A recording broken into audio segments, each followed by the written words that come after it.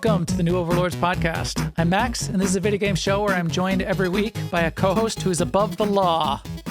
It's Sema. It's a good thing. Hello it's a good there, thing I'm Sema. above the law because I'm a big rule follower. So, I'm very lawful.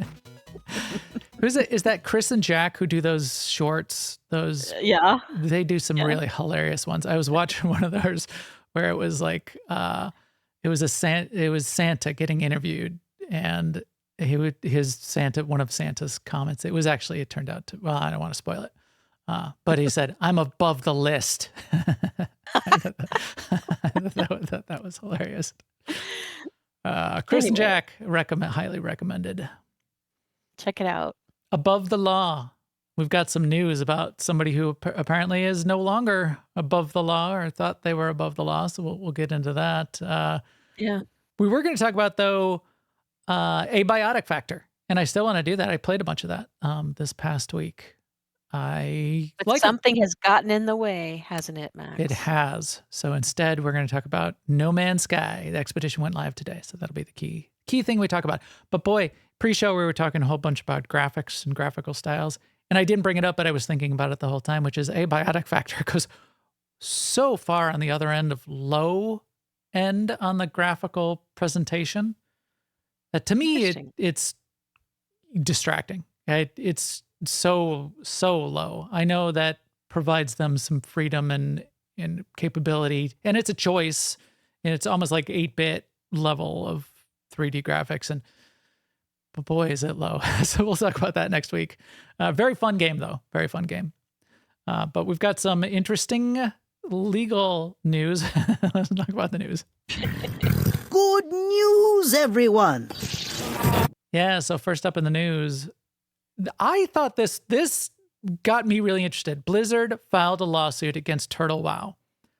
I put this out in like a couple places, like on Discord, I don't know. I don't tweet all that much besides, hey, the show's going live. Hey, the show's posted.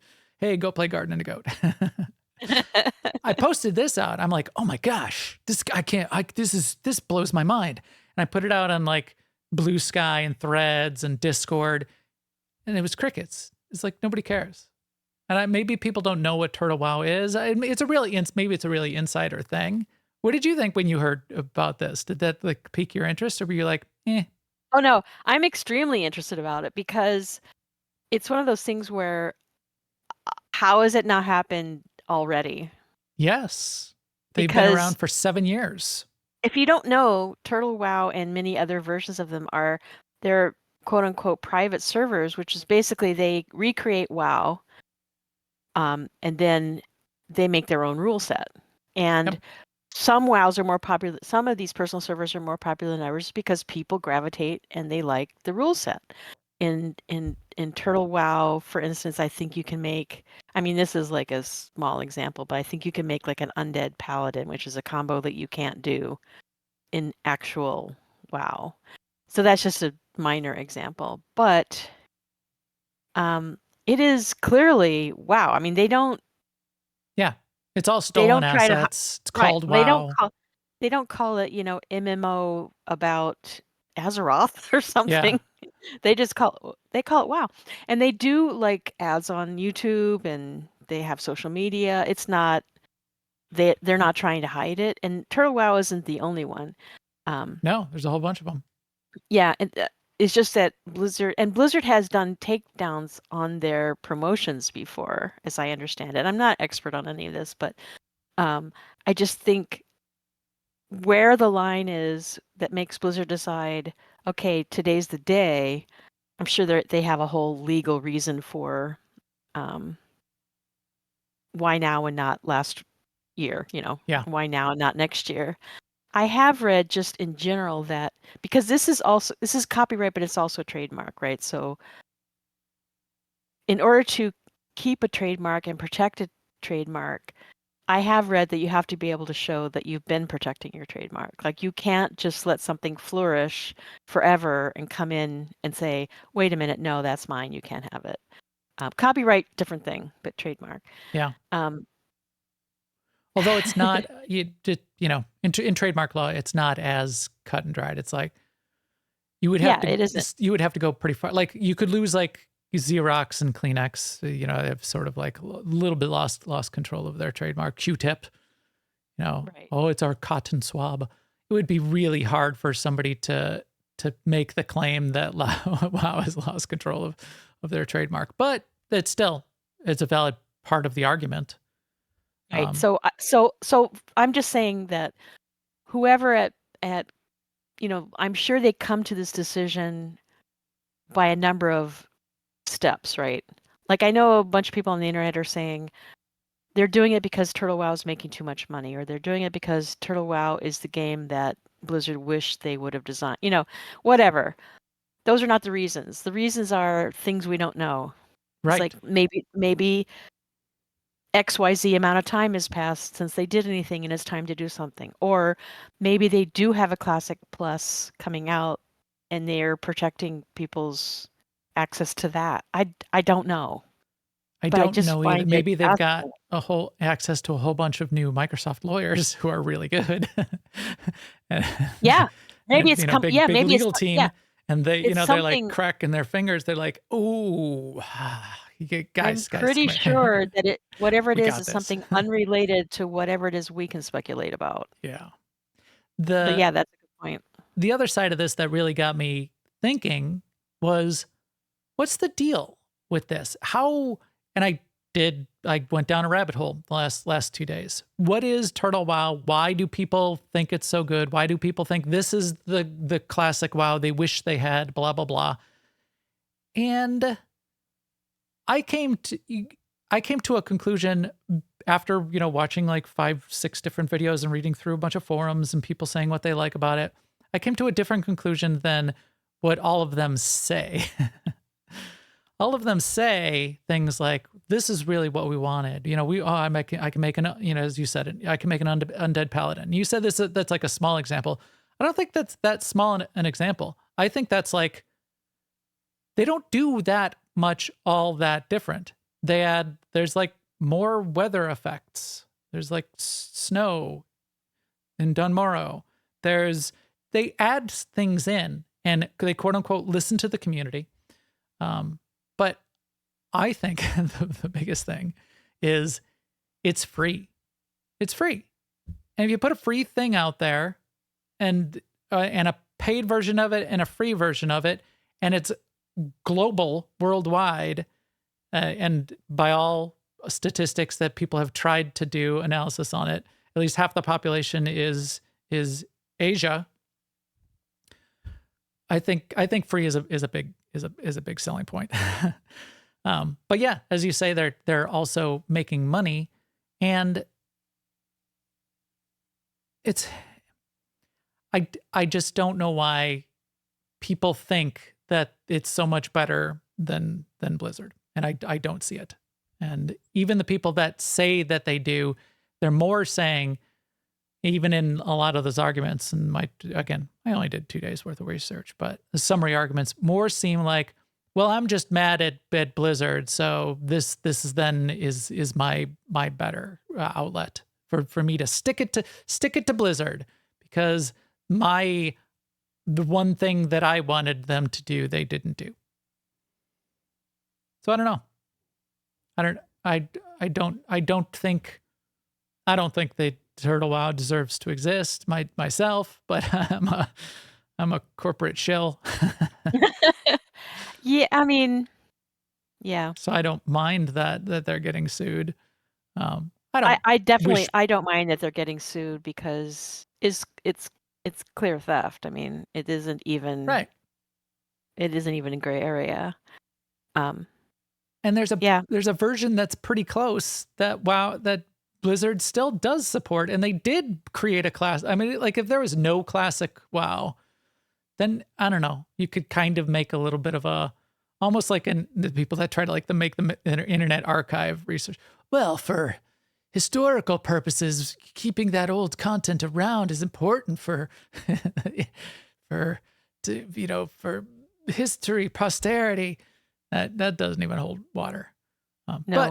No, because that's not what they're doing. No, for sure. It's not. Yeah. So yeah, I mean, they are. I think I think they are trying to create a world, and like what Turtle Wow has is they call it Classic Plus. Mm-hmm. So I think that the people that are attracted to things like Turtle Wow and Ascension and some of the others are not the same people who originally for WoW Classic were saying we want no changes, we want the game to be the same. These are all people that want to play an augmented version of the game. Yeah. Um, It's also a and way to feel like you're special because you're part of this thing where you might feel like you're a little bit closer to the people that are putting the things in, and you're a little bit more input, and it's a special community because you're kind of like off by your own and you're kind of renegade. I think there's probably parts of that are part of it too from a community perspective. yeah, yeah. As for like why people are attracted to it, I don't know why. I literally don't know why people are attracted to any. I don't know why I'm attracted to games I'm attracted to. So I can imagine a lot of different things it could be. But what I just find it really like when I hear people talking about Turtle Wow, like in our Discord and stuff, the kinds of things they are wanting to try out are things that are different. Now, WoW has said that they've discontinued development on WoW Season of Discovery, which I guess you could argue that Season of Discovery was a kind of WoW Plus, WoW Mhm. Classic Plus, because they made new raids for it, and they made new content for it, and they made new quests for it, which is kind of the definition, right? And they said that they are going to use those resources to work on another Classic Plus style thing. So maybe this move against Turtle WoW is because they have their own Classic Plus to think about. I don't know. Maybe, which could be interesting. I don't know. Yeah. The kind of Classic Plus that people really love is what Old School RuneScape does, which is almost you talk about community driven. That's very community driven. At least the illusion of community driven, if not actually community driven, and it is to some degree. But putting everything up for a vote, seeing what the most popular requests are, there's in-game voting in Old School RuneScape of should we add this feature? Should we add swimming? Yes, okay, we're adding swimming because the vote passed. I think people really like that feeling of control, the illusion of control, which they have never felt, or enough people have felt that Blizzard doesn't listen. We told them, we told them, and they don't listen. Yeah, and the community is part of it too, because if our raid team in Star Wars: The Old Republic said, "Let's go play X together," I'd be like, "Okay." Yeah, right. I wouldn't be thinking, "Do I like that game? Is it my art style? And will I be good at it?" I'd be like, "Yep, I'm there." Right. Yeah.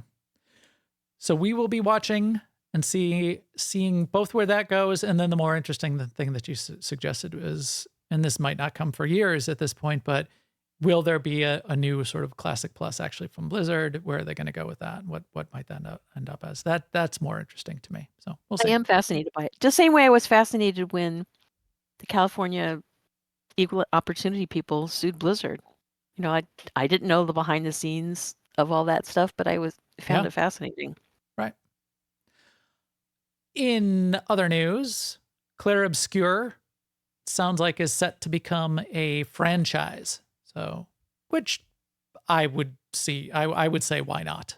That they've done such a great job. They lived in the development team, and that studio has lived in that universe for a while now, and it is enough of a universe that they've created that great. I think the fans all want more from that universe, and I think there's an opportunity to tell more stories there. So that sounds really since fun. I didn't play this game, Expedition 33, I know it's a story that happens in the game of Clair Obscur, but what I don't know is, did it have an ending, or they're saying they're working on the next installment of Expedition 33, or is the next one going to be like Expedition 7 or Expedition 42? I don't know the ending. So it does have an ending, and there's we need multiple Forrester to tell us. endings. Yeah. So Yeah, at least 32 others. maybe.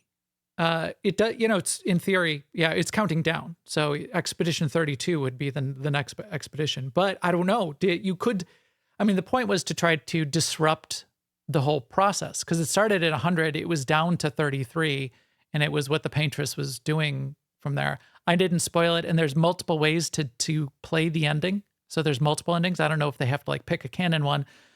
They might have disrupted the process. There may be no Expedition 32. There maybe you kill the paintress. If you killed the paintress at the end of the game, then there wouldn't be a need for an Expedition 32. However, I don't know that that's necessarily the case. I know there's twists too. So yeah, there might be more stories in this world. Right. It sounds like there was enough lore and opportunity for even understanding what the paintress was and why things were going like they were going, that who knows, maybe you end up teaming up with the paintress by the end or whatever, who knows. And maybe there's bigger bads out there and, you know, more monsters to fight by the end. Or maybe you'll get Claire Obscure Battle Royale. maybe that's the direction they'll go. Claire Obscure the card game, battle cards, Claire Obscure the pet battles, the MMO. So we'll see. Probably hope not. not the battle royale. Also in the news, something that caught our eye and we were watching. I have a couple comments. I'm sure it's going to be good. It is looking good. IO Interactive is producing the 007 game, and they did a big reveal today on what they're calling gameplay reveal. It's a 34-minute video with about 30 minutes of gameplay, or maybe a little less than that. But I think it's you're basically playing the first 30 minutes of the game to the point where I don't know if I would have done that, because the beginning seems really boring. So I had a few comments. It looks really good. It does not look like what a lot of people have predicted or said, which is IO Interactive is famous for the Hitman game. So they said, okay, this is just going to be a 007 skin on a Hitman game. There is a little bit of that gameplay that you can kind of like see in between when you get to a couple points in that 30-minute video. But it doesn't look like a Hitman game. It looks like a cinematic play a movie kind of game, like Indiana Jones Great Circle. That's what it looks like to me. It is a prequel story or an origin story for 007. The actor that they chose and the way they made him in game makes him look like he's in high school to me. Says fresh off the track team, little James JJ Bond gets recruited by MI6, and they give him a gun and they say, just go shoot anybody you want. Well, okay. But it looks like he looks like a Cal Kestis kind of level character, but he's got the British accent. The actor behind it, who gets mocapped and is actually doing the acting, is a cool guy. Young actor. Yeah, I think he's like late 20s or 30 maybe. But seemingly doing a good job from what we've seen so far. The graphics look pretty good. We were debating that they're pushing that edge of, hey, it's really real looking, but it's not really, to me, Uncanny Valley. Every week, Back Blaze, you're going to be bothering me in the middle of the podcast. Anyway. But yeah, so I think it looks interesting, but not what some of the people were thinking. And then the sort of like the sidebar comments of mine were, why does he have to look like he's 12? And why were the first 10 minutes of gameplay a slow drive up the road where you act as a chauffeur? I don't even know if you control the car. It's a nice looking car, but James gets to slowly drive up the drive. And then, then you think, oh, this is like, are there going to be explosion, car chase? No, you just drive up to the building. Oh, and then does like a gunfight? No. Well, what happens when he gets there? He lets the people out, and then he has to go park the car. Park the car. yeah, you got to go park the car now. Okay. Woo. I parked the car. But then it does sort of like build from there. Then you do like a little stealth part. You got to like figure out how you're going to get through this checkpoint. And then it does escalate into the person you're chasing takes off in a car, and then there is a car chase. And then it's James with his PPK with handgun against like literally 200 guys with machine guns, just him against all of them. And he has to assault an aircraft at the end. James Bond has never been like super realistic, no suspension of disbelief. You go back to the older movies and they could get completely ridiculous. But there's it kind of gets kind of wild. He like dodges bullets by slowly walking forward towards the guy with the gun. I have a question about this, which is the original, the author of James Bond, Ian Fleming. Since I never read any of his books and I'm not a fan, I haven't seen, other than watching on TV, some of them, the movies. I don't know what James Bond's actual origin story is, and I don't know how this compares to it, and I'm just wondering if they made it all up, or if it's based on works of, like I assume with Ian Fleming's first James Bond book, he's already a spy. It sounds But I right to me, wonder- but I didn't read all of them back in the day. I didn't read any of them. So yeah, that's a really good point. That's a good question. I wonder, yeah. I mean, and I'm not saying it's wrong or bad one way or the other. I'm just curious. Yeah. Origin story is really popular. Yeah, in general, like it every is. popular character gets multiple origin stories. They're not required to be canon ever. I think you get like this. You get the opportunity to put a young character in the game, which I don't think is. I think that's a bonus, a benefit, because gaming audiences tend to skew a little bit younger in general on average. So having like an old James Bond versus having like a young 20-something James Bond, if you had a choice as a game director, you might want to go for the young 20-something exciting. So more of a pandering kind of thing. Yeah, I think that might be it. Like the Cal Kestis is not like an old Obi-Wan Kenobi. He's like a young agile kid. I think for the same reason. So I think you get a lot of that as an opportunity to connect with your audience and get a little bit of self-insert with a closer average to your audience than you might have otherwise. So I think it also appeals to people's sort of innate desire to know the story of stuff. As the origin story, it is compelling. You're right. That just from a storytelling perspective, that it seems like that's like a fun thing to hear about. I mean, how did Batman get to be that way? Right. I've only heard that origin story like 50 million times. Yeah. And even new twists, the new Spider-Man and his origin story, it's still fun to watch. The zero to hero origin, starting out is a fun part of a character's arc too. So that's an easy way to score some storytelling points. Like here he is at the end. This aircraft is taking off. He grabs onto a fuel hose and climbs up. So what did the bad guys do? They open up a hatch on top and so that he has a way to get into the aircraft, as opposed to just closing the hatch and flying away. What is he going to do? He's on the outside of an aircraft. He's just going to fall off. I don't know why they did that, but again, suspension of disbelief. It's fine. IO Interactive, I've got a lot of respect for. So I and if you watch this gameplay reveal, when it does get to the action scenes and the stunts, quote unquote stunts, I don't know if stunt is the right word, they are pretty spectacular.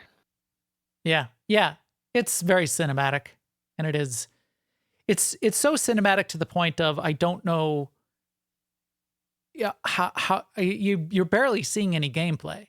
Like when you are driving the car to chase after the plane to grab onto the fuel hose and climb up. I think basically you steer the car for a minute and then you press one button.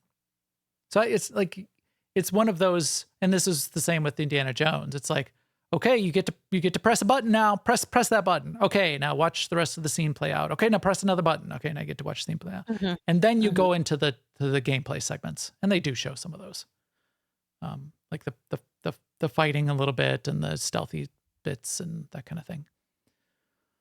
So yeah, but as I said, IO Interactive, they are quality, and they will have an opportunity to show their quality. So we'll see how this turns out. I bet it's going to be good. Something that I'm not as sure about how good it's going to be is Call of Duty. So last news item is Call of Duty is it's going to become a movie. Might be years before this comes out, but they are picking it up. It's been optioned for a movie, Call of Duty. After 22 years, finally going to make a Hollywood movie out of it. Activision and Paramount are teaming up, and they're going to make a movie. I don't know. Maybe it'll be good. I wouldn't put money on it, judge conservatively, only because I think it'll be really hard to. Like I feel like war movies like that, which is what Call of Duty is going to have to be. Otherwise, it's not going to be Call of Duty. You know, they're a certain kind of movie, and to make them work, they got to like follow their own formula. And if they follow that formula, then why is it a Call of Duty movie? So how are they going to Call of Duty up that thing? And is that going to break what makes the war movie good? I don't know. So we'll see. You said duty. A lot of times. Yeah, I don't like everything. They have to write an interesting story somehow. Yeah. And if they do that, then it'll be good. Speaking of interesting stories. Oh, what? Go ahead. I was just going to say, I don't think they did that when they made a WoW movie. I think they relied too heavily on having CGI orcs and, stuff, and didn't make it interesting. They picked a weird period. They went prequel on that too. I liked it, but they went really prequel. So it was like a story that people didn't really connect with, for one. And then for two, they did still try to do a lot of like fan service injection. And yeah, I think it just didn't work out that well. Not that it still couldn't have, but it's a hard thing to do. So yeah. There's so many rich stories across the whole, thing of WoW. And they picked like, I don't know, something not rich. Yeah, I mean, it's so forgettable, even what that movie was about. I mean, and Blizzard has done so many like even like 1 minute little animated things that are just so compelling and moving. And then this movie had none of that. Right. And so Call of Duty might be completely the other way around. Like you might never have been interested in the game, and yet the movie got everything you want in a movie. So who knows? Could be in the next Band of Brothers. We'll see. Yeah. Coming soon. In fact, coming tomorrow. And in fact, coming tomorrow on Game Pass Day 1 is Silksong. So this is a big deal, and everybody's excited about it. And because it's coming to Game Pass, I'm going to play it. I'm going to play it this weekend. I am not typically a fan of these kinds of games, both platforming and roguelike, or Metroidvania style games. But because it's such a phenomenon, I will play it this weekend. I mean, it's just so beautiful. Yeah, that I do. You're right. The art style is just amazing, and it worth it just to see the art style and just sort of like play in that world for even for 5 minutes, even if I can't get past the first jump and rage quit. I will be happy just to see what I can see Look, even their UI stuff, this UI is great. I know. And it looks like, yeah, it is. Look, their HUD, like That the map. Yeah. Yeah, the map is really nice. I didn't realize that whole map was in game also. So the map is really important because there's areas you can get to and areas you can't get to, and you want to be able to circle back, and then or like a shortcut opens up, or you get an ability that'll allow you to break into a new area. That's kind of like a Metroidvania kind of thing. Having that whole map, which sort of unfolds in front of you and shows you the world, I think is really cool. This is nice. Look at this. These guys. This is great. They have a serifed font too. Okay. So that's one. In about a week and a half, which was not on our list for the last couple of weeks. I don't know why I left it off the list, because I have been interested in this just because it's another big one coming out. I like Borderlands 4. Again, talk about the look. I've been fascinated with the cell shading. I actually wrote a post-processing layer in Unreal for cell shading just to try it out and see what it looked like. They go much further. They do some in post-processing, but they also craft both of their textures and their models, and with that just really iconic Borderlands style. That's really cool. Borderlands 4. Everybody's hoping it's going to be good because people like some Borderlands content. Nobody liked the Borderlands movie. Everybody liked Borderlands 2. People were on Borderlands 3, and everybody's got high hopes for Borderlands 4, but because the movie did so poorly, everybody's like, reserving judgment on Borderlands 4. So we'll see where it comes out. It'll be another one that I will want to look at, if nothing else. So that is coming on September 12th. On October 23rd, then the two in October that I'm still looking forward to, and I'm sure another one or two will pop up. Plants vs. Zombies, October 23rd. And on October 29th, Outer Worlds 2. Another game with a unique look. Right. And very stylized in a really cool way. And a stylized, not only stylized graphically, but a stylized world that's going to be a fun place to live for a little bit. So do you see yourself playing Plants vs. Zombies? Oh, sure. For like 5 minutes. 5 minutes. Yeah. I played all the way through it on the phone, on phone. I played all the way through it at least once, if not multiple times. It's a great little game for. Wait, so there's an ending? Because I thought it was just you play it until you lose.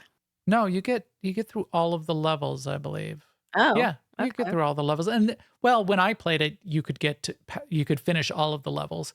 I think they added more on eventually. So I don't know. Maybe it became endless, and then you could like start over, and I think you could do a couple extra, there was like challenge modes and that kind of thing eventually. But in the beginning, yeah, you could play through all of the levels, and get to the end. But yeah, I've reinstalled it every once in a while over the years and played it for a little bit. Sometimes if I'm going on a airplane trip, I make sure it's installed. It's a fun little reverse tower defense, or tower defense. No, I guess it's straight up tower defense, not really reverse tower defense. It's a cool game. I like it. All right. This podcast is brought to you by Garden and a Goat, upcoming game by Contemplation Games. We talked about it a lot last week, even though we had technical difficulties in the middle of the show. Didn't get to show as much as I wanted. We made a little trailer over the weekend, though. You will need to go and seek it out. It will not show up on your feeds. It's done off the feeds. I noticed it's not getting shown anymore, but it's out there. And a lot of people took a look and have been chatting about it. We've got at least 36 players in our closed alpha, which was even more than we wanted to make sure that we had nice. To get the amount of feedback that we're looking for. So exceeded our expectations there. There are still some keys available if people want to come and test it. We're going to let that ride probably for about another week or two and be collecting feedback as early as next week, but still probably over the course of the month of September.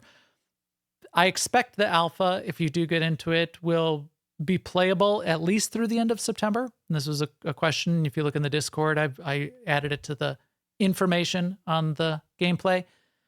at least through the end of September, if not for months while we work on the next phase, which is beta. And we expect the beta phase to likely come out around mid-November-ish. And then we'll see where we go from there. We've got some final features that we want to be putting out, but I'm really happy with where things came out and really thankful for everybody that's been in there testing. So I'll leave it at that for now because I've talked enough about it. Podcast is also brought to you by Alea Yacht Est, our gaming community, having a lot of fun in there these days. We've got a new season in Star Wars The Old Republic. We have already had some notes in there about teaming up in No Man's Sky. There's an objective that I'll be talking about shortly where you need to team up with a pal. Corley and I, at least, are going to be sharing rides in our Corvettes. Our gaming community is a fun place to do that, so check that out. Also brought to you by all of you out there watching, listening in the chat room right now. Thank you very much. We love it when people comment or ask questions in the Discord. Keep up to date in all those places. That is really, really fun for us, and that's why we do this show. Okay, Sema. You know what? What? No What? Man's Sky. That is my meat, is it not? It looks like meat's Yes. back on our menu, boys. No way. God, Finally. I kind of like the mango bread. So I said, as of last week, that we were going to do Abiotic Factor. And I played a bunch of that, a lot. I not finished, probably only about a third of the way through. There's a lot more depth in that game than you might expect from first glance. But I played a lot of it. Maybe I'm even halfway through. We'll talk about it next week. Because, although this came out last week, I was waiting for the expedition. So No Man's Sky had their new Voyagers update. So now we'll talk about it in detail, what they brought to the game, what this means for both No Man's Sky and potentially Light No Fire, and the fun of the expedition. So after I got a look at the expedition this morning, which it finally went live about mid-morning, it was what I expected. It answered some questions and showed off what it was going to be. And because I had that information behind me, as well as playing a bunch of No Man's Sky over the course of the past week, I felt it was a great time to jump in and talk about it. Do you agree, Sema? I agree. I totally agree. All right. So yeah. That would be funny if you were just springing this on me right now. I know. We do trade some notes behind the scenes. We do show Even though hours it doesn't and seem days like of show prep. Every week. That's us. No Man's Sky Voyagers. So they call it Update 6.0, but they've done like 18 updates to the game in the past 10 years. But this is Update 6.0. It is focused around these Corvettes. So it's a mid-sized ship that they added to the game that you get to assemble and build. And in doing that, gets you the ability to have this sort of mid-sized ship, because we always had the big freighters where you cannot like build a whole base in there, but you didn't really fly your freighter around. You could warp your freighter to a new system, but you didn't pilot your freighter. These you pilot, you fly around, you can fly down to planet surfaces, but you can also get up and walk around and build it out and have multiple rooms and have equipment. So that's what they've added to the game. So that's what's making this so fun. The games that this has been compared to, and I don't think it needs to be compared to anything, and I think all of the games are still fun to play, but the games that it's been compared to are Starfield, and there very definitely are elements of Starfield that you can see in the shipbuilding and the way the shipbuilding itself works, snapping pieces together in sort of like an overhead build mode. And then Star Citizen in the way that you've got these ships that you can experience both inside and out and are like a cohesive unit. They did a really, really good, fun job in implementing what they have in No Man's Sky. So thumbs up. Everyone agrees. Just they're just knocking it out of the park with this stuff, with sort of like what No Man's Sky is bringing to the table on this. No need to like denigrate any other game. It is not. It is not the same game as Starfield. Starfield's an RPG. No Man's Sky is in no way an RPG. There's kind of a story and kind of lore, not, lore and the story and the Bethesda RPG-ness of Starfield. It's Right. also not a full-on simulation like Star Citizen, which is, simulation of every element of every control and every unit and every piece of the ship and the actualized elements of the ship where if you wanted to switch out your guns, well, you can like physically yank off the gun off of the ship and snap a new gun onto the ship, and that's it. That's it there. I think all of these games, and you could throw tons of other games into the mix too. Elite Dangerous, for example. They're all of those that were just mentioned are good games and no reason to not play them all. And I do. So. And I'm all for, games adding new things. And I know it's tempting to say, well, they stole that from such and such. But did they? I mean, does anyone really own building spaceships? Right. And it doesn't mean Hello Games is like gunning for Star Citizen or anything like that. It's just right, not at all. And imitation is the sincerest form of flattery. That's not just a empty, platitude. If I could imagine being Sean and team there at Hello Games going, wow, that looks really cool. I wish, Can we do I wish we that? could Yeah. build shit. We could probably do that. Yeah, let's do that, guys. The other thing that they're doing with a lot of this is they have plans for Light No Fire, the big world that they're building. And parts of what they're doing with that big new world is building this giant immersive MMO universe. As they build new things in No Man's Sky, they can bring that to what they can do in Light No Fire and vice versa. So although they may have said, yeah, let's do this shipbuilding, they may have had elements of this already in the works for some things that they want to do in Light No Fire. So it may not be just sort of like a direct response or anything like that to anything going on anywhere else. It's also a stylized, and in some ways, I don't want to, again, not downplaying it, but a simplified version. So it's a much more detailed world in Starfield, for example, and in Star Citizen, and it's a slimmed down, like one notch down on the resolution, if you could think about it that way, just in terms of the complexity of all of the parts and pieces and, complexity of the environments.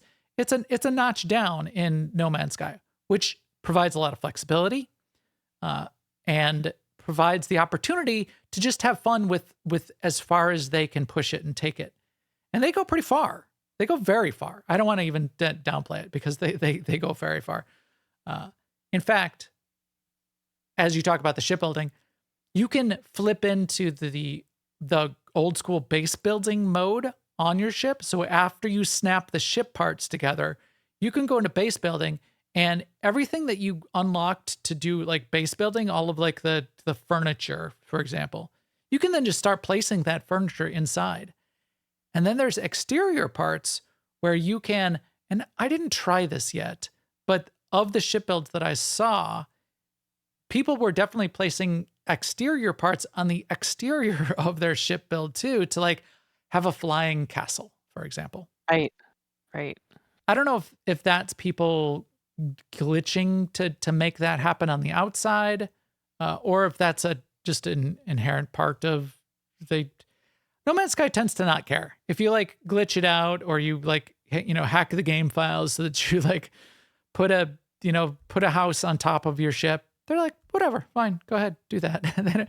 They don't have to worry about breaking anything, where Star Citizen couldn't allow that. Starfield definitely can, because they allow mods and you can build a house on top of your ship with mods, but not with the in-game components, because the in-game components need to fit together how they need to fit together. But yeah, so it's really good. So what are we getting? And I did this. So I built the ship. You go into the space station, and they actually had to rearrange the space stations to make this work. There was a whole bunch of sort of empty open space, sort of, you got this long flight path hallway into the space station, and then these landing pads where your little fighter plane would land. They added on top of that 4 giant pads out in that like runway space, and then they added teleporters for you to get there, so you wouldn't have to run like 4 football fields to get out to your Corvette building pad. But they added these building pads, and that's where you start. And what the expedition has you do is you still start like you do every expedition. You start on a planet, but they immediately, when you get to your little crashed ship, they unlock a building part called, basically magic teleporter to the space station. And you could probably fix up your ship and fly it to the space station, but you only need to get like 30 chromatic metal, which takes you like 10 minutes of gameplay, and teleport yourself to the space station. And you get a reward in the expedition where they unlock a lot of the basic parts. In the base game, you need to pay for the basic parts, but you can then go to the building pad in that space station and pay for those parts with the in-game currency. So you need to build up to it in a regular game. In the expedition, they all get unlocked. And then you just build your first basic Corvette. And they're called Corvettes. And that's really fun. So that's kind of what they were showing up here in their snap together overhead assembly camera view. You get this zoomed out overhead view. You get a bunch of modules. You get what's called a hab module, which is sort of like the part you walk into, and it basically have like 4 slots on the walls to even place built-in components. And then you snap a cockpit onto the front of that, and then that's open to the hab module. You snap a boarding ramp on the back of it, and then you get to snap some more functional parts on the outside of it, like a couple engines and a reactor, which is the power supply of the ship, and landing gear, so it's got a place to support the ship, and guns, and you snap those onto the outside of the ship. You snap enough of those basic pieces together, and bang, you got a Corvette. Because now you can walk into it. It's got enough of the parts to make it go, make it fly around.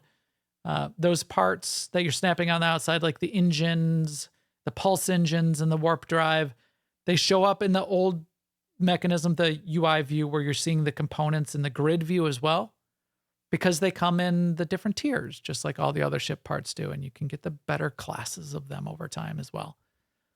But then also there's a bunch of cosmetic parts of just the basic ship parts. They come in 3 styles, at least so far.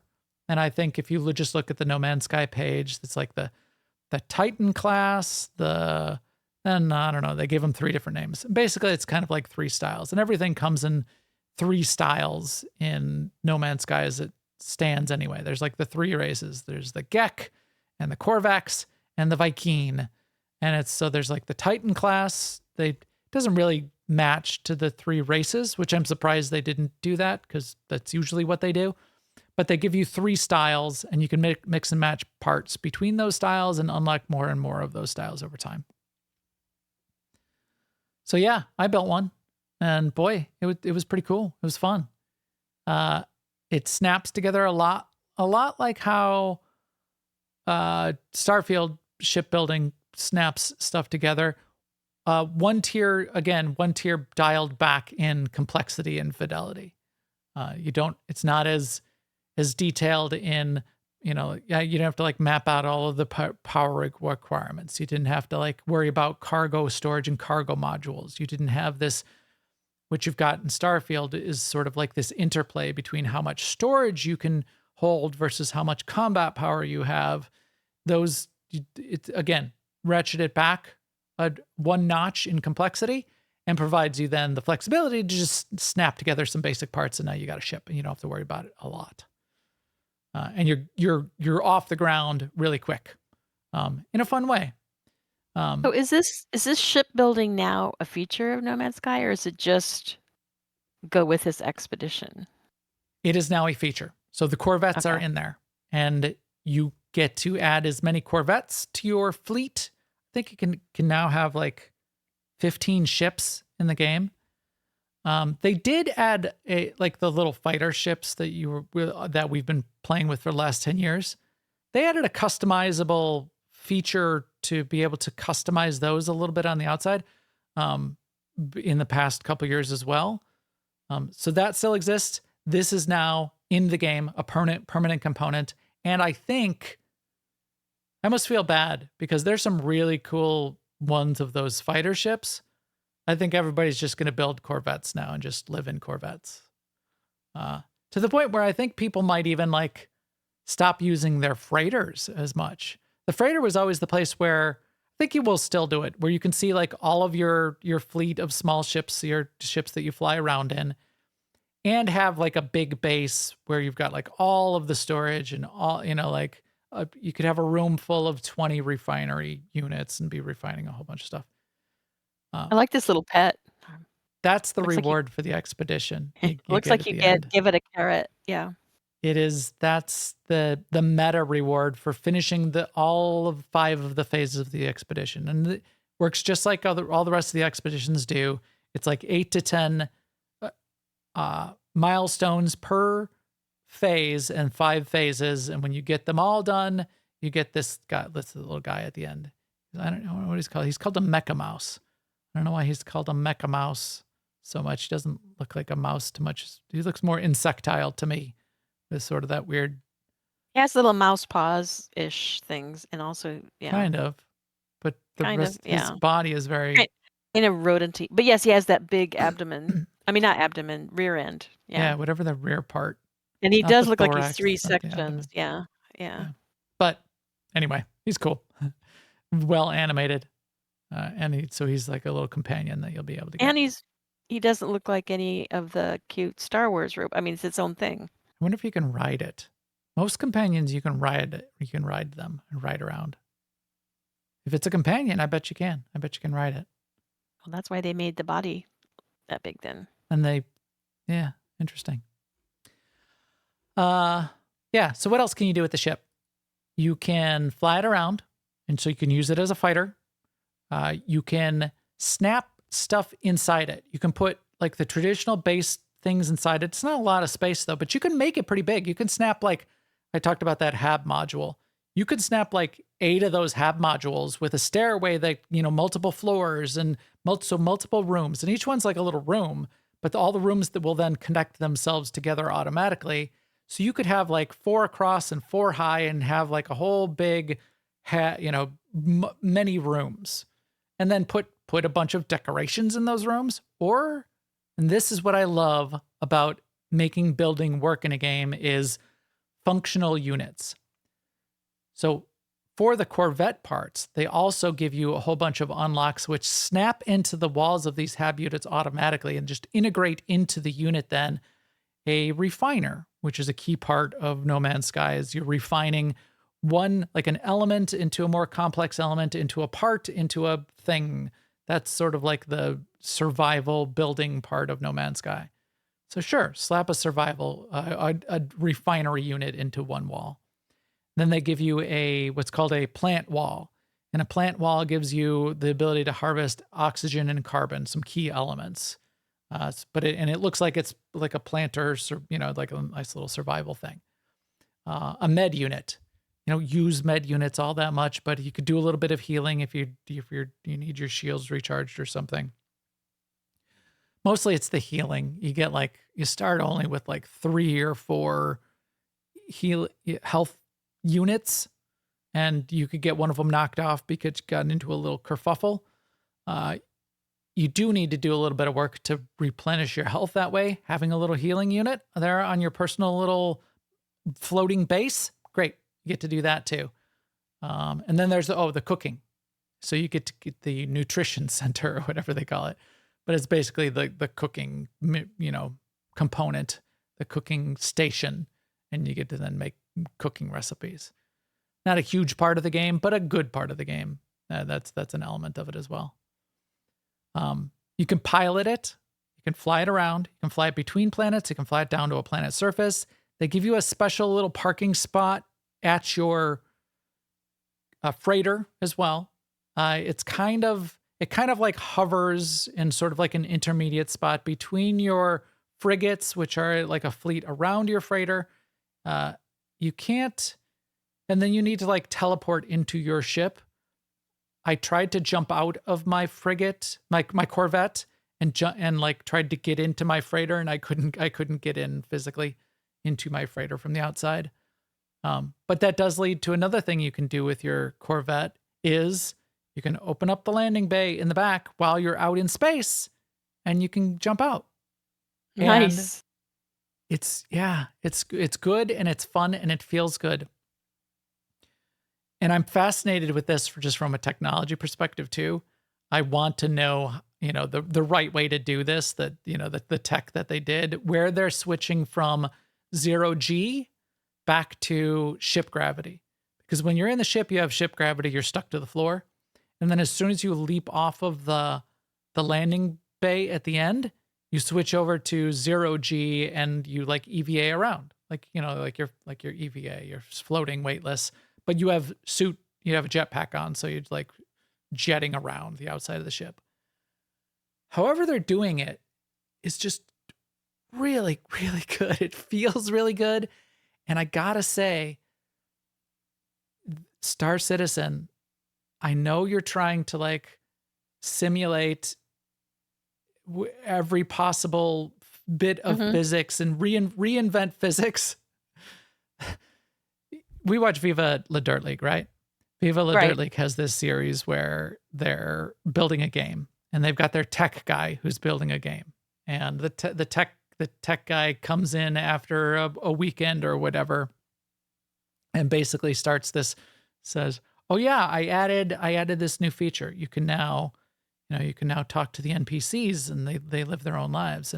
But in order to do that, I had to, simulate their life. And in order to do that, I had to give them fully realized bodies. In order to do that, I had to simulate their cells. So I had to go to the quantum realm. Here, let me play the game. And it runs at like 1 frame per week because it's a simulation of reality down to the quantum level. That's what Star Citizen is doing. And as a result, when you can do this in Star Citizen, where you walk out the back of your ship in space and then you're like, go to EVA, but you like half the time when that happens, that transition between the ship gravity and the outside gravity, your character can like die because that liminal space between ship gravity and space gravity just gets really, really weird in Star Citizen. They're still working on it 10 years later. And No Man's Sky did it in a weekend, and it feels really good. You need to just like crank it back 1 level of resolution to get these things out. I know Star Citizen doesn't want to do that, and that's part of the power of what they're creating. But boy, it feels really good in No Man's Sky. I don't die when I walk out the back of my ship, and then I can just float right back in. And then I'm back in, and I'm back on ship gravity, and it works. And my character doesn't like fall to the deck and get crushed. I just step onto it, and it works. So in other words, they put boundaries on what they were creating, and they were able to create it. Yeah. Again, 1 notch back from simulation, from reality, from the resolution of what's being created, which provides the flexibility to be able to do these kinds of things. It's a bit more stylized. It's a bit lower fidelity in terms of functionality and components and resolution of graphics and all of that. But in doing that, it's not like an 8-bit graphics or a pixel graphics game. It's still a well-rendered, beautiful-looking game as a result, and you can get a lot done, and they have.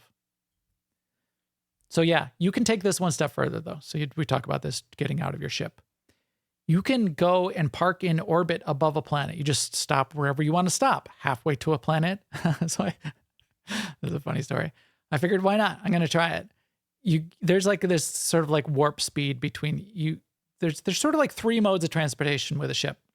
You you get like this wormhole travel between solar systems. In a solar system, you get like a FTL travel, like a warp between where you like point at a planet and say, okay, I want to go there. And now you go to like a faster than light travel towards that planet.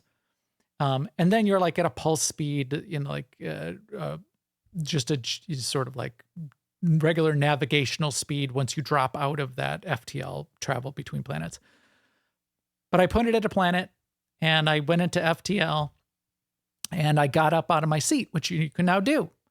And you can walk around while you got some, it's usually never more than like 2 or 3 minutes between planets and often less than that. But you can go to a far planet and it can be like a 3 minutes worth of travel. You can get up out of your seat now and you can walk around your ship and you can do something, including go back and open the loading dock in the back and jump out while you're in light speed.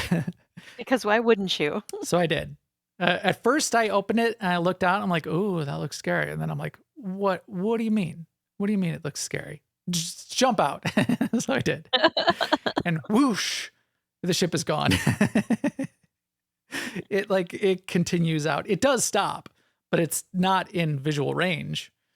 But you could just go into your X menu and summon it back. And then it summons back like within 100 yards of you, and you can use your EVA to get back into it and climb in, which is good, but it was scary for a moment and fun. Yeah.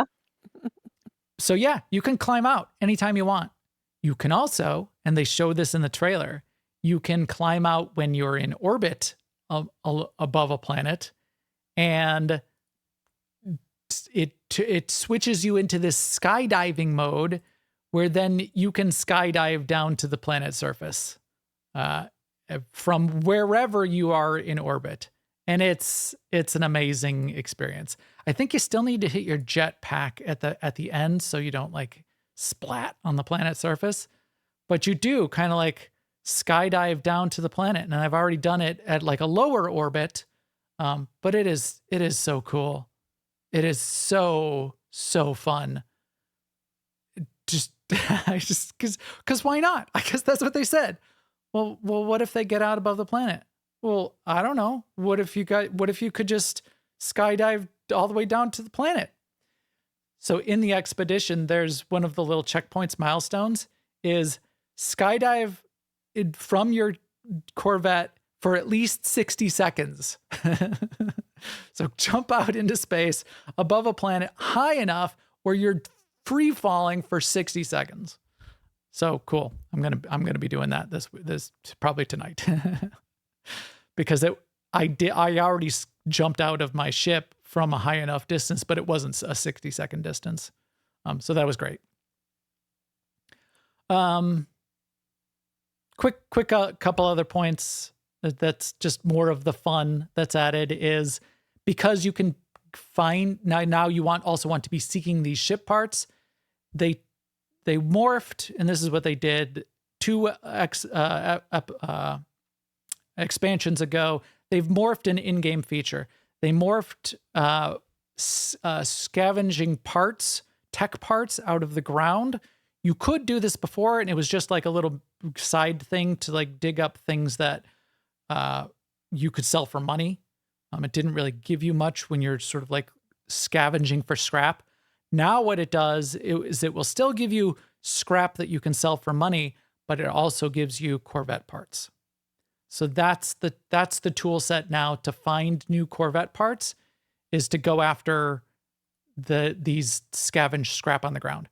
What they did 2 expansions ago with archaeology, the way they added archaeology to the game was the same thing. They did it with the dinosaur bones. Dinosaur bones used to just be a little mini game that you sold these random things that were just in your inventory, they weren't like actualized in the world. You just sold them for money. They turned that into, now you could collect the dinosaur bones and make displays out of them and put the skeletons back together and trade them and that kind of thing. That's what the ship parts are now, out of the scavenged stuff in the ground. Cool. Little spoiler pro tip for anyone who is scavenging for ship parts.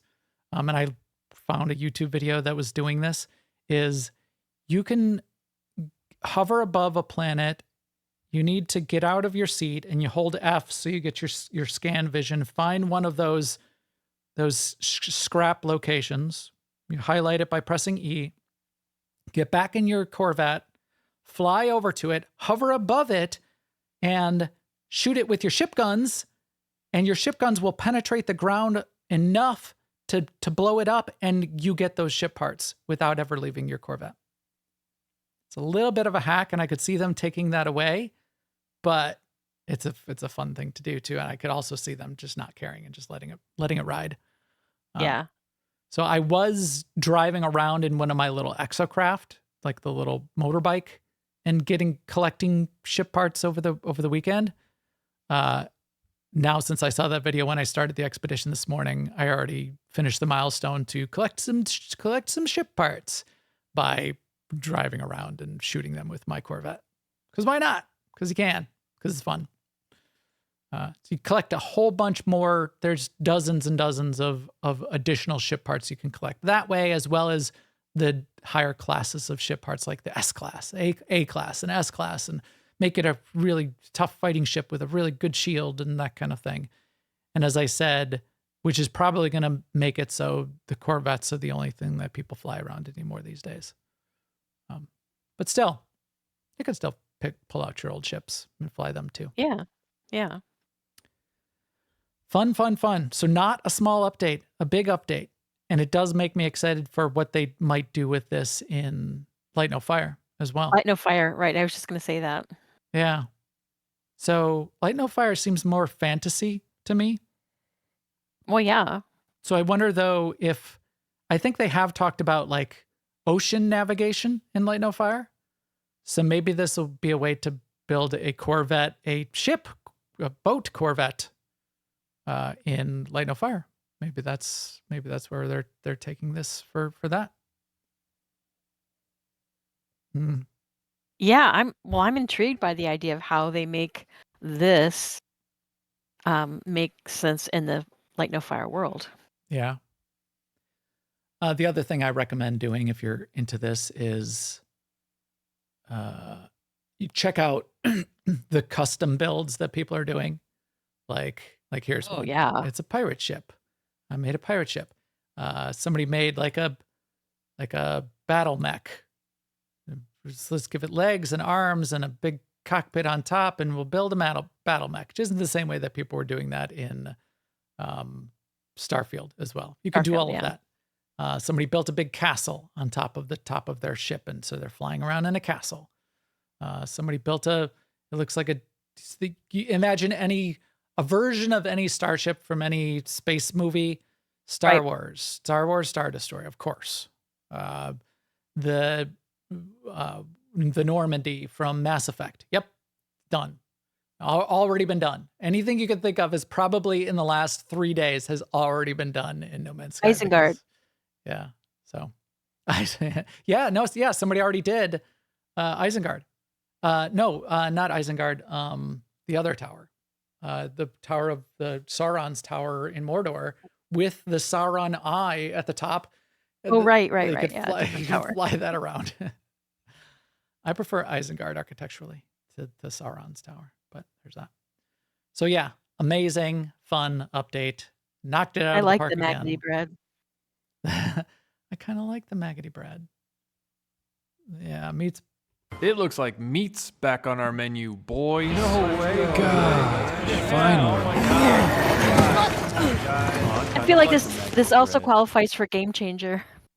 Yes, it sure does. I don't have Game Changer on Game Changer. Game Changer. Game changer. Game Changer? Game Old changer school, for throwback. Game changer for the industry. It is a game changer. Knocked it out of the park again. Hello, games. Right. Not like it changed the landscape of gaming, but it changes No Man's Sky. It did.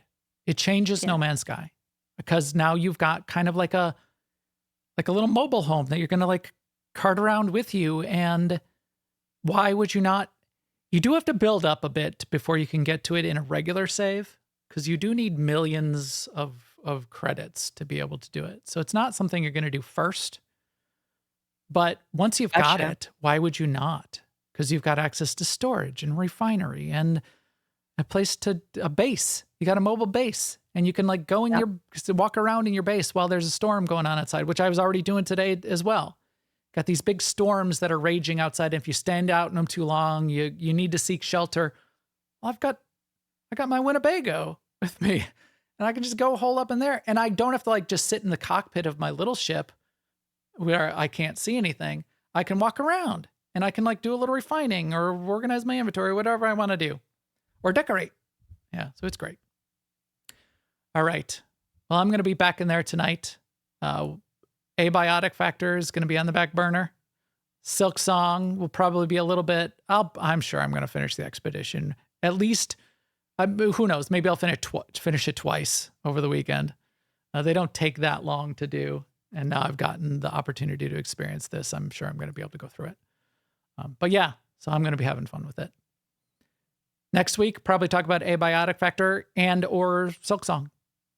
Who knows? Maybe Sema and I are going to get so hooked on Silk Song. It's going to be all Silk Song next week. We'll see.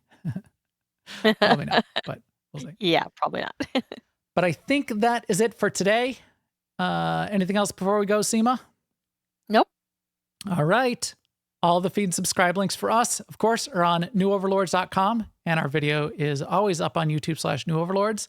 Please come chat with us in our Discord at newoverlords.com/Discord. And you can also follow on all the social networks, and we'll keep you up to date there too. And with that, we will talk to you soon. Later, everyone.